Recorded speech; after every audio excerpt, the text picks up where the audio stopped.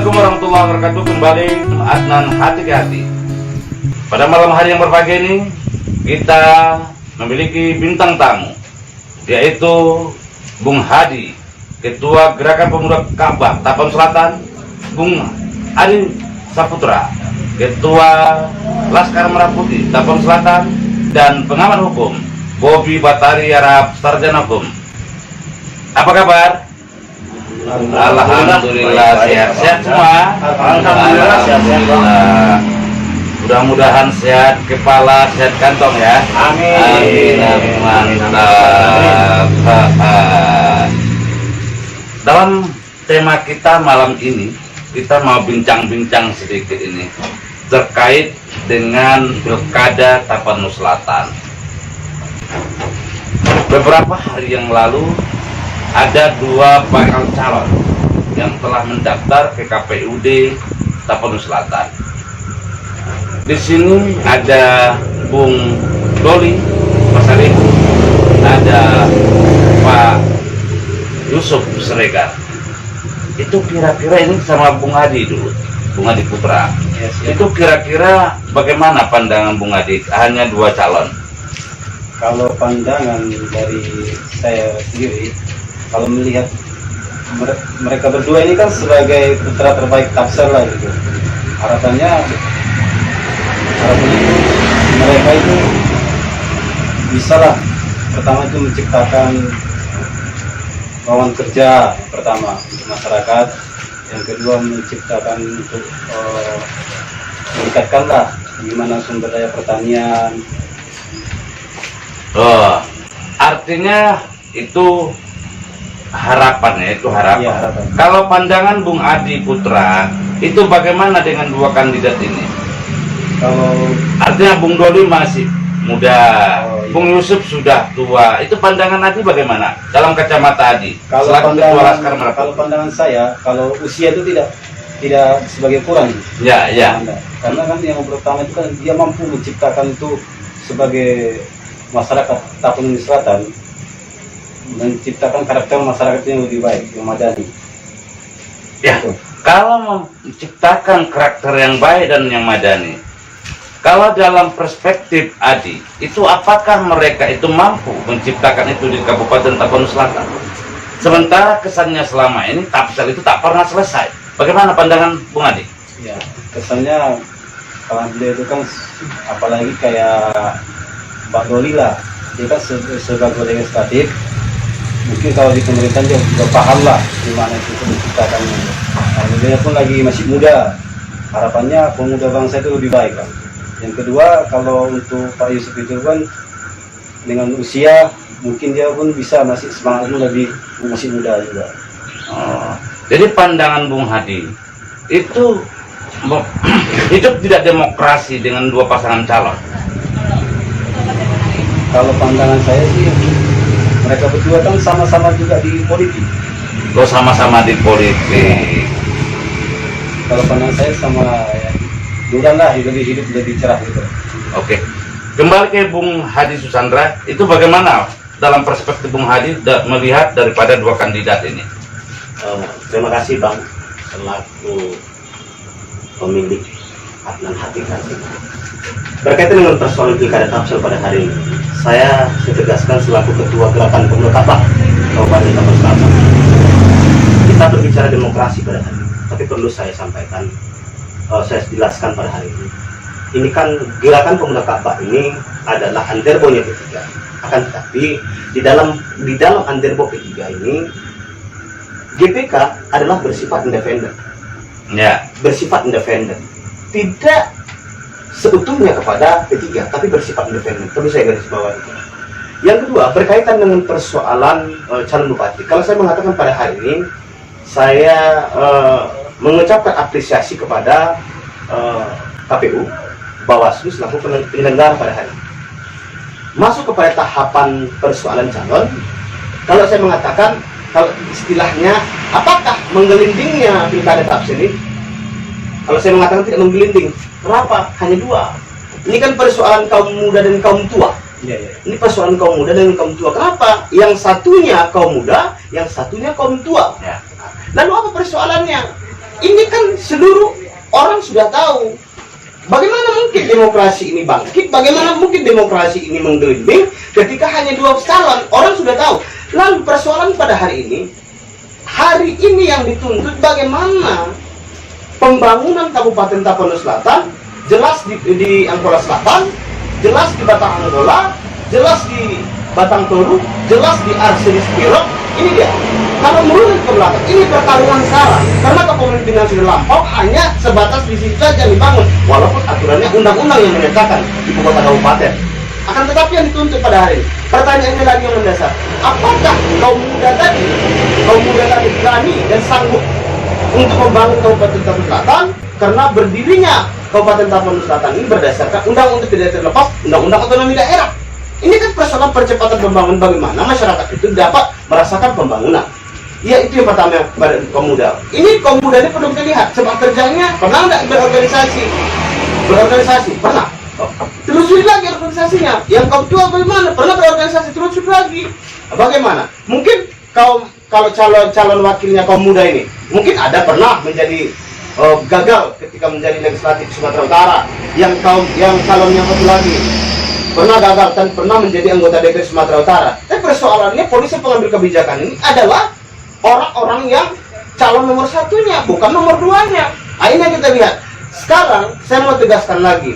Ini kan hari ini sudah terbangun opini kalau orang mengatakan besok pun pilkada yang muda menang. Oke, pandangan saudara gimana? Pandangan saya, ini kacau. Kacaunya bagaimana? Ini jangan sampai demokrasi ini dibunuh oleh orang-orang yang mempunyai kekuasaan ketika segelintir kepentingan uang. Ini money politik main. Konon katanya, kalau saya secara pribadi melihat selaku ketua Gerakan Pemuda Tambah, boleh kita uji trik rekod mereka, boleh kita ajak berdiplomasi, boleh kita ajak bercerita bagaimana mereka. Dari situ saja kita sudah nampak, sudah bisa melihat mana yang layak menjadi bupati pada hari ini ketika bercerita pembangunan Kabupaten Tapanuli Selatan. Tapi bukan berarti yang di-set, bukan yang dimotori oleh orang-orang di belakang. Tidak. Tapi bagaimana pola pikirnya, jangan lebih hebat calon wakilnya ketimbang bupatinya. Nah, menurut pandangan Anda, ini calon yang 2 ini, siapa yang lebih pas siapa yang lebih pas dalam membangun Tapanuli Selatan itu? Kalau dari kita runut ke belakang, bahwasannya kalau misalnya Bung Doli itu sudah terbukti walaupun itu adalah pamannya, pamannya yang jadi bupati, pamannya berhasil dalam konteks pembangunan di persoalan perkantoran.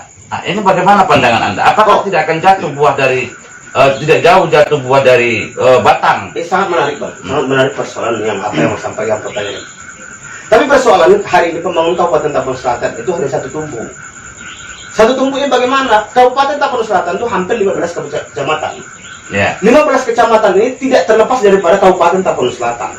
Angkola Selatan itu Kabupaten Tapanuli Selatan. Bagaimana pembangunan pada hari ini? Ya. Batang Angkola itu Kabupaten Tapanuli Selatan. Bagaimana pembangunan pada hari ini? Di Batang Toru bagaimana pembangunan pada hari ini? Di Aceh bagaimana pembangunan pada hari ini? Lihat, jangan kita hanya berkutat. Kalaulah berhasilnya beliau, pamannya sebagaimana yang Abang sampaikan, itu adalah berdasarkan undang-undang sebagaimana ibu kota kabupaten. Keberhasilan pada hari ini adalah rancangan daripada bupati yang lampau. Dia hanya melanjutkan persoalannya mana yang dibangun pada hari ini. Berapa persen angka kemiskinan di Tapsel, berkurang atau bertambah atau tetap ada? Itu persoalannya. Nah, ini dia yang kita kerja seperti ini. Selaku pemuda, saya selaku ketua Gerakan Pemuda Tambah, bagaimana pertumbuhan angka ekonomi masyarakat pada hari ini? Apakah menurun, berkurang, atau menaik? Oke, Bung Bobi, itu bagaimana pandangan Anda ketika misalnya ini pilkada sudah cukup jelas ya, bahwasanya yang maju Doli itu adalah kemonaan daripada bupati yang sekarang Saudara Sahrul. Ketika terjadi pelanggaran misalnya, pelanggaran pilkada, itu bagaimana pandangan saudara? Oke, terima kasih, Bang. Gini, terjadinya pelanggaran ketika terjadinya diselenggarakannya pilkada, di sini yang harus bertindak adalah yang mempunyai kewenangan adalah Bawaslu, Panwaslu dan lain-lainnya kan, serta pihak kepolisian bersinergi, apakah dibantu dari Babinsa kan? Dan kita juga harus melihat pelanggaran ini seperti apa, kan? Serangkaian pelanggaran seperti apa Apakah dia money politik, apakah bagi-bagi sembako, apakah kampanye hitam, ya kan?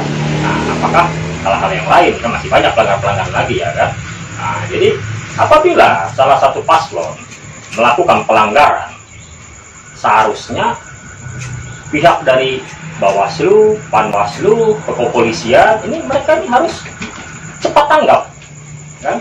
Cepat tanggap dalam arti itu mereka harus tahu di mana titik-titik rawan terjadinya pelanggaran pilkada, dan mereka juga harus tahu, mereka harus cepat tanggap. Nah, untuk itu kita himbau kepada pihak-pihak yang terkait yang punya kewenangan, ya kan?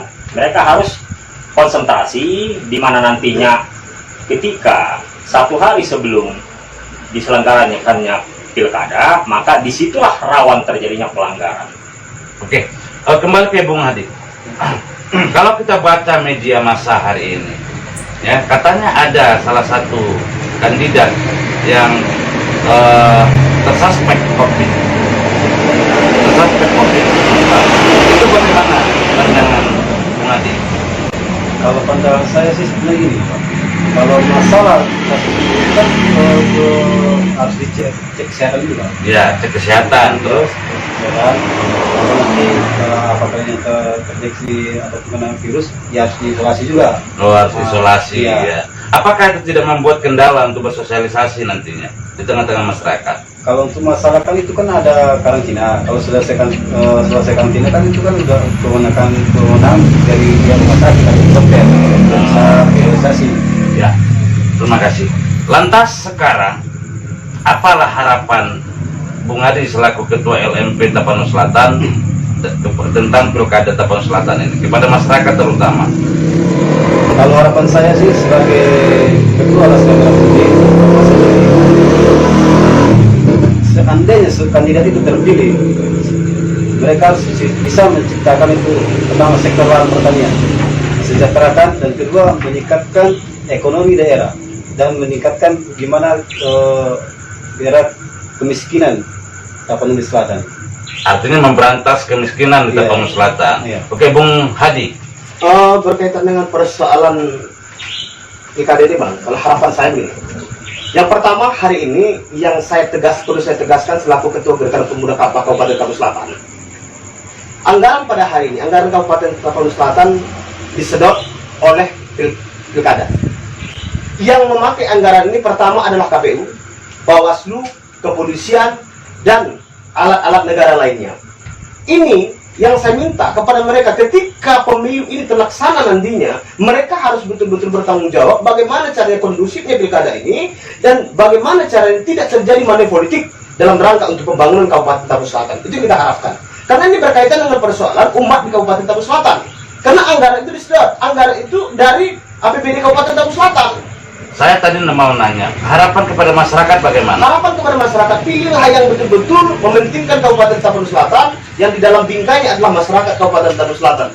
Bagaimana infrastruktur itu berjalan, bagaimana infrastruktur sampai ke pelosok desa tanpa ditopangi oleh kepentingan politik yang berimbas kepada korupsi. Oke, Terima kasih. Bung Bobi, Ya, Bang. harapan kepada masyarakat selaku pengamat hukum. Oke.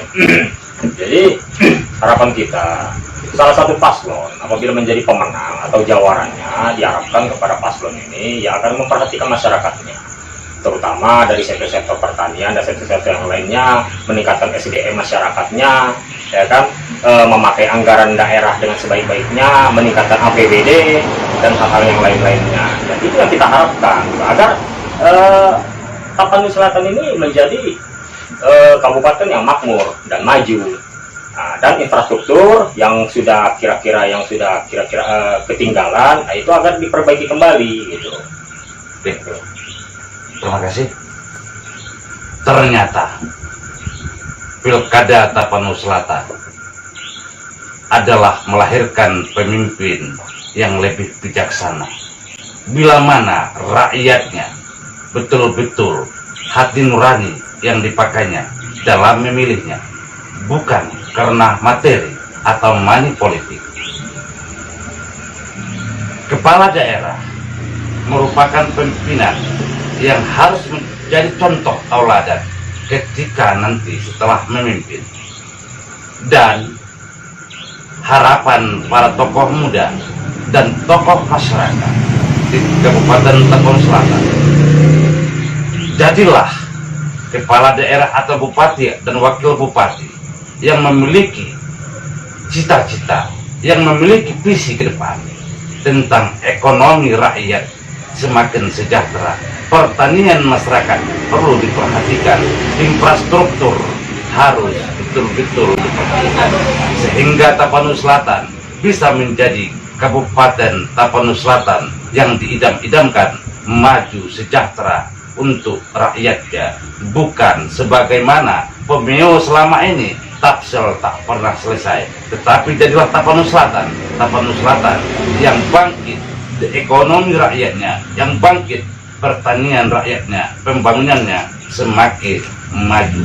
Demikian, karena waktu juga yang menghentikan ataupun memisahkan kita, maka terima kasih. Selamat jumpa dengan saya Adnan Buyung Lubis, program Adnan Hati-Hati. Sampai jumpa kembali. Terima kasih. Wassalam.